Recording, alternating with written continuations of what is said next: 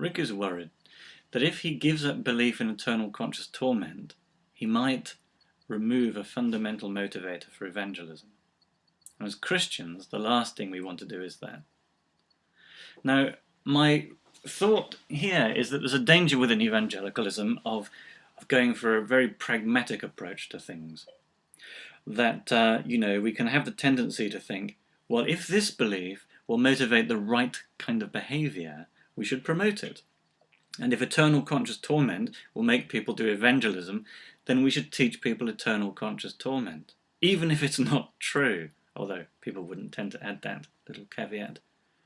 But the thing is, if we really wanted to take this pragmatist line to its proper conclusion, then we would say, well, look, if people believed that the only way they would be saved is if they led 100 people to the Lord, they would be way better at evangelism than they are now.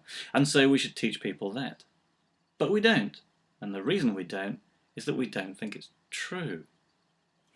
In the same way, I don't think eternal conscious torment is true. And so I simply cannot use that as a motivation for evangelism. But of course, it seems to me that many people who do believe in eternal conscious torment are not particularly amazing evangelists. They're not out on the streets, or some of them don't do very much at all. And I think maybe that's because they don't really believe it, even though they say they do. Even though they fight ferociously to defend it. It doesn't seem to motivate them very much. Or maybe it's because the view is so awful, so terrifying, they just can't psychologically cope with thinking about it too much, and so what happens is they tend to suppress it, ignore it, and live as if it's not the case. Of course, some people are motivated by this belief in eternal conscious torment, and occasionally, as Rick says, they can do some pretty dumb things, some embarrassing things, and things that really bring the gospel into disrepute. And one, again, wonders if this motivator is actually helped here. In fact, one could argue that belief in eternal conscious torment has been something that has really problematized the gospel for many people. I mean, it's not a great recommendation for the Christian God if you present God as someone who chooses to send people to suffer in eternal conscious torment.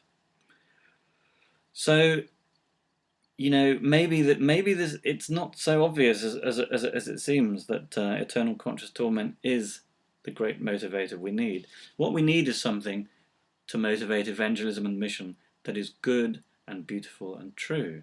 And I believe that eternal conscious torment is not good, nor beautiful, nor true. What we need is resources from within scripture and tradition that will motivate evangelism in biblical ways.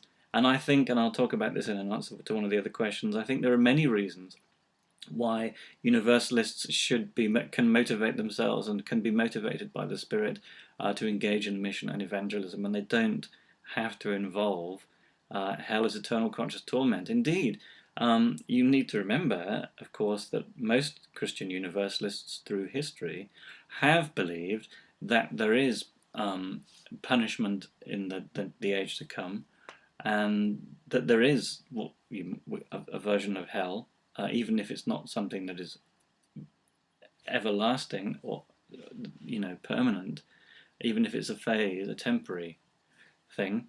And so hell is a motivator to evangelism, but it's not the only one. So I think my answer really is that, we need to take a stand and say, look, this is just what we think is true, and so we're not going to try and motivate ourselves to evangelism by something that we don't think is true.